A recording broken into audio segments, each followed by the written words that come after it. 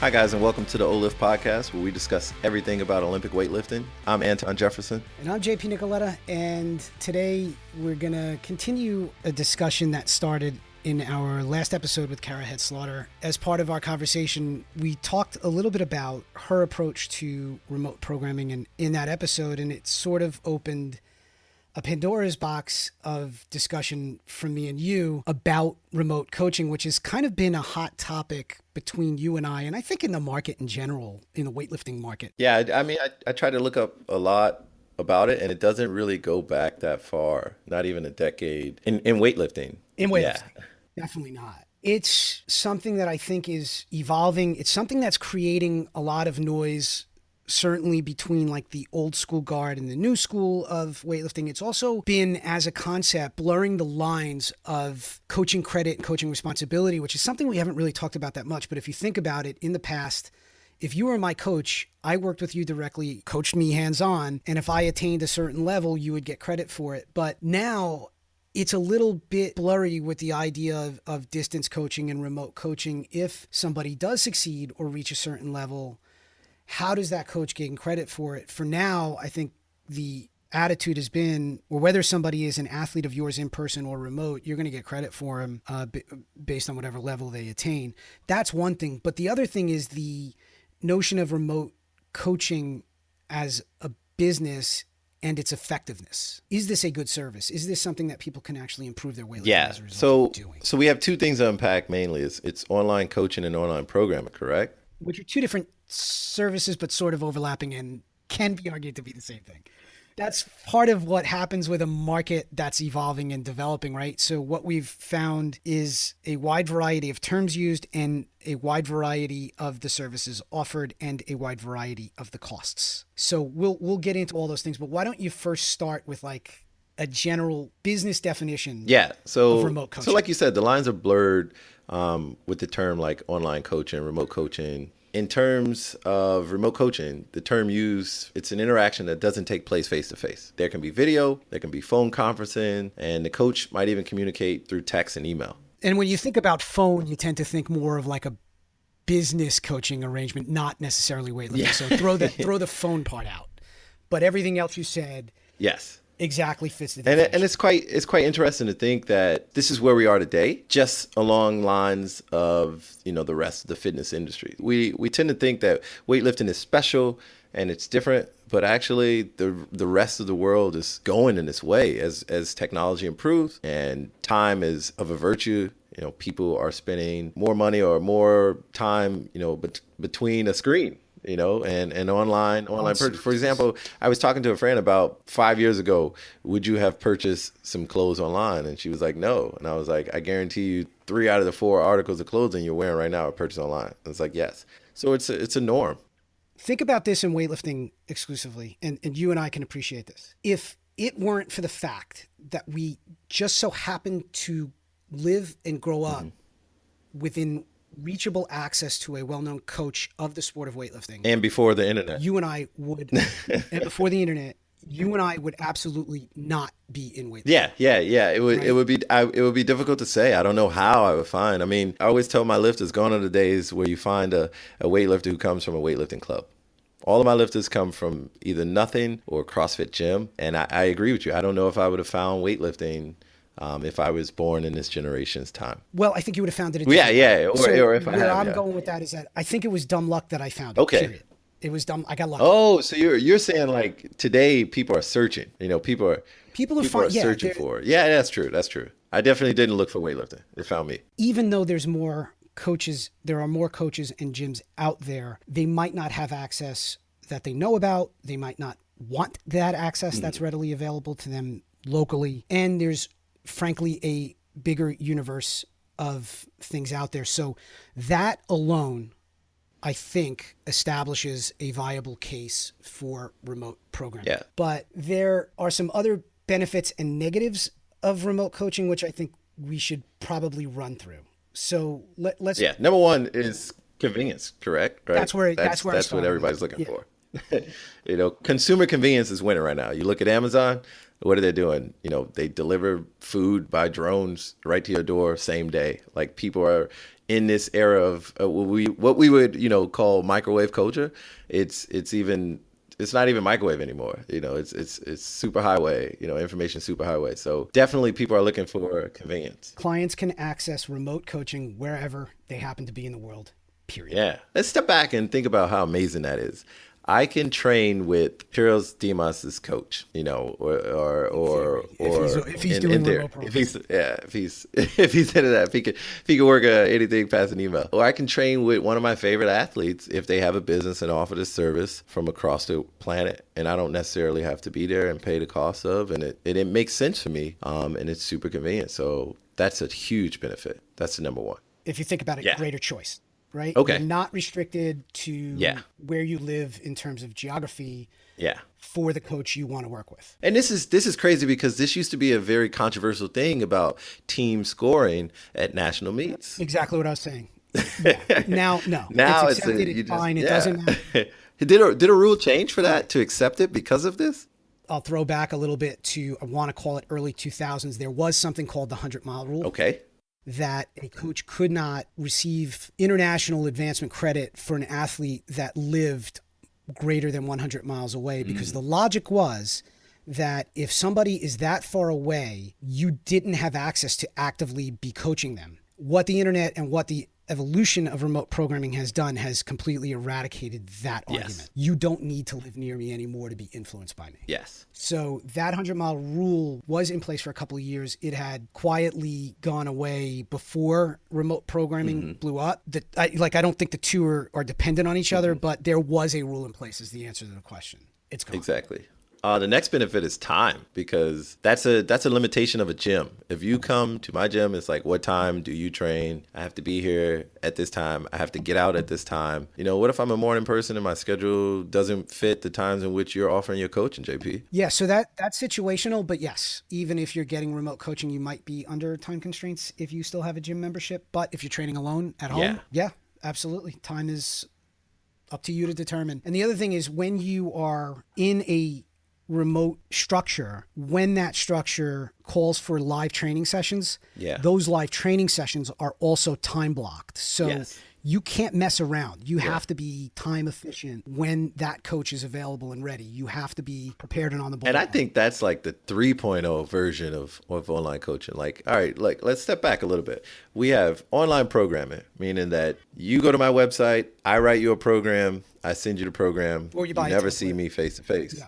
Or you buy a template, you never see me, and that's the business transaction, and you get what you pay for, right? The next or evolution of that is online coaching, where I write your program and we interact, and it's not necessarily face to face, but I mean there can be some FaceTime, no pun intended, Skyping, etc., text. It could also just be video based. It could potentially not be live. And it could be you send me the video or you upload the video, and that's how I correct that. And then, 5 minutes of corrections a day, and we keep it moving. Difference there, Anton, is I think that there's an individualized element to that. Yes. I mean, as it evolves, it keeps coming closer to in my mind, it comes back into real life. Like there's no difference. We're blurring the lines between, hopefully pretty soon it'll probably be virtual reality. We don't know. But what's the third thing? So the third thing is this element of, all right, we have a time slot in which I'm actually coaching you. You're going to set your camera up, your computer, your phone, and you're going to train in front of me. And that was basically the model that Kara Head spoke of. And that was actually kind of mind blowing. Like I didn't think that people would actually do that. And she's like, no, these are my serious lifters, and I want to see you train at least once or so a week. And then the last iteration, it comes back, you get offline. A little point of that is coming to physically see me at least, That's what Kara included. That part as well. Part of her requirement, which was refreshing. Yeah. That's the evolution of. So that's why I think I'm pretty much okay with online coaching. I know nobody's asking for my opinion, but I know that to be successful or for it to evolve, it has to come back to the original way. It comes back full circle. So we use the internet to enhance and market the sport and get more people involved and make the barrier for entry low and easy.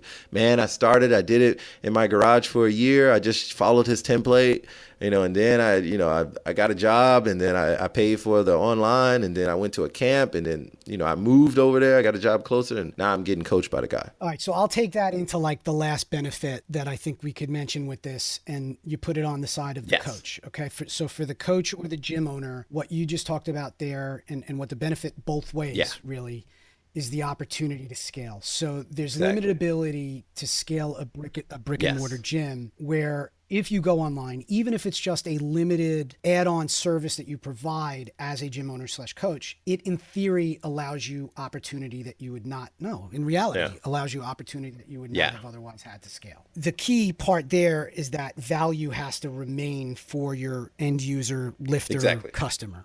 Let's jump off from that part to what we see perhaps as some of the potential issues or pitfalls with online programming. There are a ton of benefits, that we didn't extrapolate yet, but we definitely not calling that an all-inclusive list, right? Definitely. So some of the drawbacks. What is your personal not vendetta, but what is one of the things that you just personally you just don't like about online coaching? The ability to address and improve technique remotely is a challenge. Even with live and video options. But there are people that try to address it two ways. One is that they are actively attempting to improve technique, actively attempting to teach technique online. And I think that that's a challenge. But some people who offer remote programming and remote coaching specifically say in their materials or offering, hey, my service is best suited to people who already have a base of technique. Not the complete, I don't know how to lift startup type lifter. The other side of it is that I don't think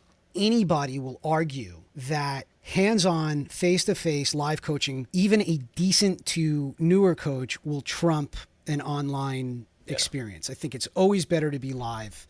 And I doubt a lot of people will fight that. I don't want to say never, because I don't believe in necessarily absolutes. Maybe one day we might get to something where, like I said, virtual reality, where I'm able to throw myself somewhere and be in real time, coaching mode. But to answer the question, my biggest issue is that live element, that live feedback element. I struggle with the effectiveness. I would definitely agree that is mine as well. I like to correct things in real time as they are happening. You go through your set, and then I give you feedback if needed. I like to physically, for my beginner lifters, there's lots of physical coaching where I come over and put my hand on your back and touch the bar and pull you, and I'm like, all right, you feel this position we're in. This is what, it should feel like when the bar is at the knee, all right, and so forth. This is power position. And I work with a lot of beginners, and I don't think many of them could pick the sport up without being already athletically talented and then having watched and understand and consumed some weightlifting. So when people say or done it. Yeah, when somebody's like, oh, I just started lifting this year and he's snatching 300 pounds already, but you've done CrossFit for the past 6 years. It's like, hey, there's a different story there. Yeah, and I could be a coach and I could look at that and be like, I could help. Yeah. You could help that guy. I get it. But as far as a beginner, I just think it's really difficult for a beginner to not necessarily improve, but improve in the right manner, to not ingrain bad habits, because they're going to go online. I'll say that a different way. I think it's really difficult for somebody who does not know how to do a snatch, does not know how to do a clean or a jerk, to learn how to do it through a remote experience. Now, after you've even in a video tasted it, even in a video, I would argue that it's difficult. But that's on another level. It's difficult without the hands-on, correction, and that's what the value of a coach is. Yes, that sentence sums it up. So the next issue there is continuity and individuality. Okay. So the idea of, if we're in a remote situation, or if I'm a client of yours, are you from week to week providing me with specific feedback from me directly, specific programming for me directly, and then are you bridging from one workout to the next, where it can get dicey, where, if somebody's working with a ton of different people, do you really remember if last week I was kicking the bar away, or if I was jumping forward, or whatever. I mean, but is that real relationship and knowledge there where you can build from week to week with somebody? And is that even the desire of the level of service that you're getting? Because again, at $15 a month, you ain't getting that, period. No. At $250, you probably should be. That's kind of... if you're paying in the hundreds, or in some cases the thousands, definitely be getting the greatest experience of your life, as far as the internet can take you. All right. I think we covered the pitfall of being a lifter with at least a base level of competence and technique. So that we don't have to hit any further. Is there anything else that you can think of as a drawback? Not knowing what you're getting or who you're getting it from? Yeah, I was going to say, who's on the back end of the computer? The greatest thing about the internet is I can be whoever I want to be, and there can be 20 and 30 and 40 of me.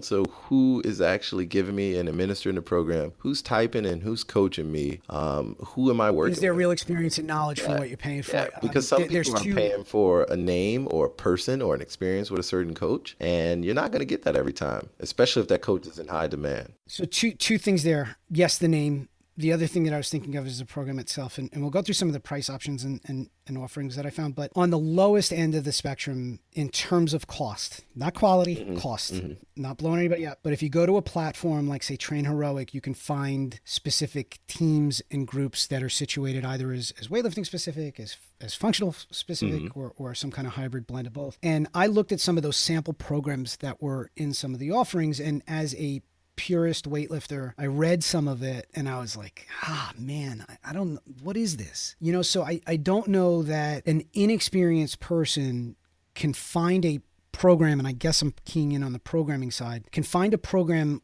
a template, a thing, and know if it's of quality. Because it could just be a list of workouts. Go do this stuff. You don't know the care and concern. And then there's also the element of, is this stuff appropriate for me as an individual? Like, do I need to be doing no hands snatches, or no feet snatch, or whatever? Like, do I need to be doing that movement for me, or is this just a movement that somebody is programming as part of a bigger picture? And what's that bigger picture? That's the other side of the computer element that you mentioned. The other thing is the name. Yeah. So some of the offerings that are out there, if you go to a team and you find that team's remote services options, there are levels. So for $50 a month, there could be that no hands on at all. Just here's the programming, here's the templates, download them and go. We'll refresh this regularly for you. Then there's the next level of, for what I found that price to be, is usually around $100 to $150 a month of, you will get hands-on coaching, and here's the quotes, from one of our awesome coaches. You know what I mean? So first tier is like 10 to 50, and then it kind of takes a jump, in that $75 to $150 range. I think so, yeah. Where you get a little bit more. And there's a hands-on element there, but you're not buying the name necessarily at that 150 or that 175 to 150 level. What you are going to do is you're going to develop a relationship with that coach, but that coach is going to be named to you later. So you're going to seek out that high level name that you originally got attracted to. And then for that cheaper option, pay to see or pay to be helped by one of that coach's coaches or helpers. Yeah. Right. And then if you think about the premium level, which I've seen everywhere from 150 to really $500 a month, then you're getting that big name, quote unquote, directly. Yeah. And the problem with that is that you still really don't know unless you have a face-to-face check-in interaction with this person. But you don't know if that's the person that you're getting. If you're getting this international ranked level coach or something like that, there's again, that brings a limitation to online coaching, because there's only so many athletes that coach can successfully coach, Yeah. Especially if there's a live element, level. Because you're going to need help. And you're going to need think a team. About it, you're going to need a team. Especially if you're doing live. I mean, how many, look, if you're doing live remote. That's like limited. You can't the winners? The winners are if you can create a template and everybody wants to buy it because you're like Piros Dimas and you can sell a template to 5,000 people for $50. Like, that's the winner. But the templating concept, I think, works very well for nutrition. Yes. I don't know, or at least maybe because I think... Or it's more of a plug-and-play kind of thing. Like, everybody needs carbs, protein, fat, plug-and-play. Well, and here's my body weight size, here's my body weight, here's my life factors, here's what I'm looking to do. There are guidelines that I think you can customize through templates around. So nutrition's a great example. But for weightlifting, the problem is like, how many times a week do you need to squat, JP? And how many times a week do I need to squat? I don't know. When am I going to depending on again? Depending on so many factors. Well, what do I do for a living?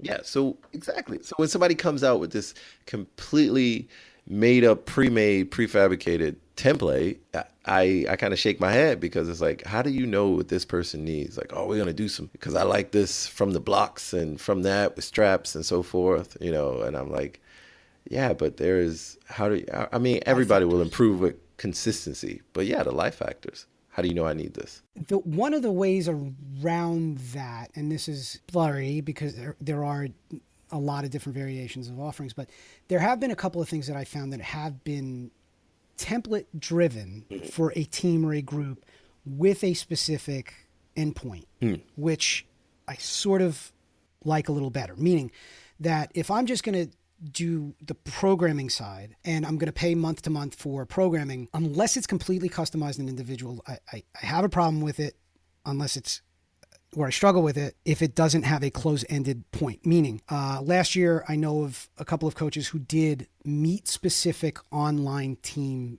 groups that were open to a set number Okay. of I like people that. for a set number of times. So one of them was, join our online team for the Arnold, join our online team for the American Open in December. It starts in September, it ends at the competition.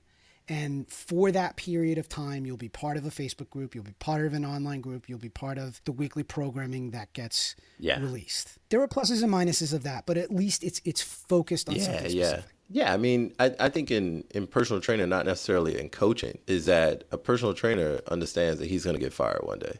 A coach is somebody who's valuable, like your entire career, if that person can take you to the level in which you want to or can attain. And so it behooves me when I see beginners without a coach, and then when I see elite level, Olympians with 2 and 3. Depending on certain aspects of what they're doing. So even there, good point to touch on. So it's assumed that most of the people who do remote coaching are inexperienced, but I don't believe that that's true, especially anymore. Yeah. So it's definitely, I mean, like the lines are blurred, man. And like I think it's necessarily, like I said earlier, it might not be the greatest thing for a beginner as far as learning technique, Somebody who doesn't but know if how you to if do the you lifts.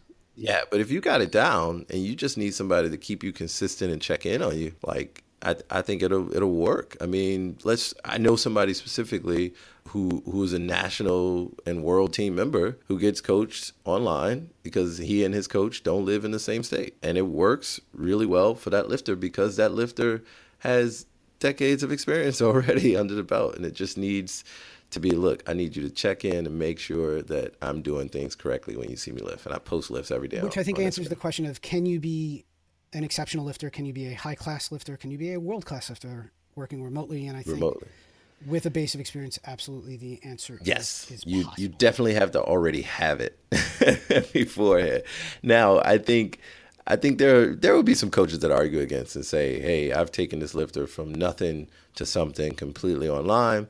Those are very, very rare All cases. right, Very, so very rare let's sort of cases. hit in bullet point who we think online or remote coaching would be best for. Like where's there a fit? And some of this we've mentioned already. So I think anyone who believes the live options that are close to them aren't feasible for Yes, you have no cost, other way. location, or schedule. If I mean, you don't have the money to get a coach. You don't necessarily want to go to the gym and you got your own setup, or you have a cheap gym membership at like, XYZ Fitness and it's $10 a month and they got Olympic weightlifting platform and you can't bring a coach with you or something like that. But you have some experience. You know how heavy the barbell is, uh, and so forth. Like, I don't think you should be a complete beginner doing online programming. so you have a base level of technique, which is what Yes. we've mentioned a couple of times, and no access to a live team or group near you that you want to train with, period. Yeah. And there's a lot of that from what we've Yeah. seen.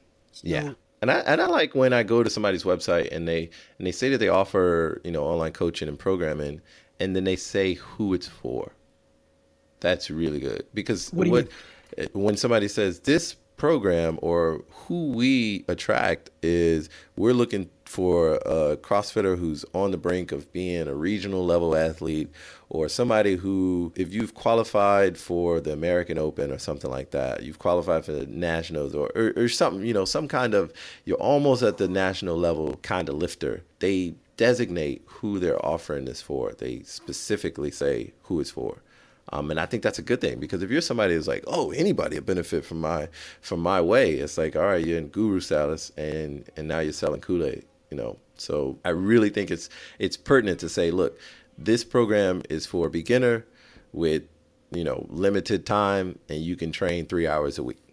Boom. That's why it's so simple. It's snatch, you know, power clean, squat, like, you know, something like that. All right.